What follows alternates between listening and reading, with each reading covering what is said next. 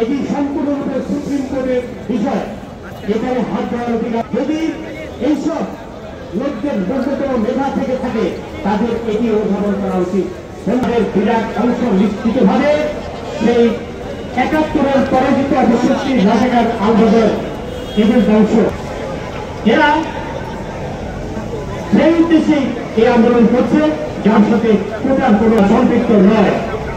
কিন্তু দুঃখের ব্যাপার হলো এই যে কিছু ছাত্রছাত্রী যারা আসলে রাজাকার আন্দোলনের বংশধরদের দ্বারা এমন ভাবে প্রভাবিত হচ্ছে যে তাদের কথা